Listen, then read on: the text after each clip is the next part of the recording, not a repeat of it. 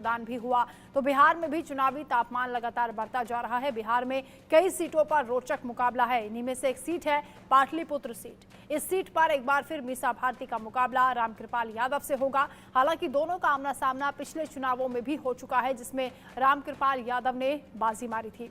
इस तरह जीत का ताज किसके सिर पर सजेगा ये तो वक्त ही बताएगा, लेकिन रामकृपाल इस बार किन मुद्दों को लेकर जनता के बीच जा रहे हैं, इस पर हमारे संवाददाता ने बातचीत की है। आप सुनिए।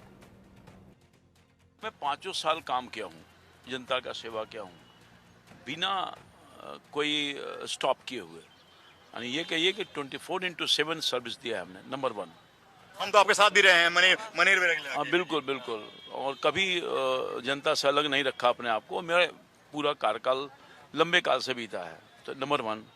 नंबर वो कि जो मोदी जी की जो परिवार कल्याण योजना है, सरकार की योजना, और नीतीश कुमार जी की जो संयुक्त रूप से जो डबल इंजन की सरकार काम कर रही है, तो आप हर इलाके में आप विकास आपको नजर आएगा। बड़ा काम भी दिखेगा, छोटा काम भी दिखेगा। तो जनता को और चाहिए, उसकी समस्या को रोज सुनने वाला कोई। ओपन गांधी मैदान में जनता के बीच में जनता की समस्या सुनता है, एक बता दीजिए कोई। आप ये अपने घर से लेके वहां तक रोज फील्ड में मैं दूसरा कोई काम ही नहीं करता हूँ। उसके कान का भी दर्द होता है तो मैं पहुंच जाता हूं देखने के लिए, कैसा दर्द है भाई तुम्हारा। तो ऐसा चाहेगा कि 5 साल में कोई आया ही नहीं और एकाएक चुनाव के दरमियान आ गया, वोट लेकर के वोटरों का कुछ नहीं काम किया। 40,000 का अंतर ही ना था हमारे उनके बीच में। मगर उन वोटरों से पूछिए कि आपका ख्याल रखा है, कोई विकास का काम किया है, कोई मरहम लगाया है, कोई दर्द और पीड़ा को बांटा है। तो वैसे लोगों को क्यों वोट करेगा? नहीं करेगा ना। जनता बहुत कॉन्शियस हो गई है। जो उसका सुख दुख का साथी रहेगा, जो उसका सेवक होगा, उसी को सेवा का मौका देगा। तो मैं सेवक था, सेवक हूं, और जब तक जिंदा हूं सेवक रहूंगा। निष्ठापूर्वक, ईमानदारी पूर्वक विकास कराता रहूं और कराता रहूंगा। तो ऐसे लोगों को न चुनेगी जनता। इसलिए बार बार हमें अपना आशीर्वाद पाटलिपुत्र की जनता, सभी जाति, सभी धर्म, सभी वर्ग के लोग दे रहा है। बेटा समझ के, भाई समझ के, दोस्त समझ के, मित्र समझ के, हमदर्द समझ करके। और कहीं किसी का कोई पता ही नहीं है तो कोई नहीं है टक्कर में। क्यों पड़े हो चक्कर में? जनता लगा रही है भाई नारा।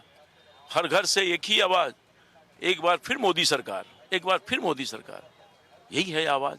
तो इसलिए बहुत एक बार इसलिए अब ये भी कह रही है कि इस बार 400 पार, इस बार 400 पार, ये बोल रही जनता ना। तो उस मूड में है। और मैं समझता हूं कि निश्चित तौर पर आने वाले समय में आपको दिखेगा रिजल्ट के समय में।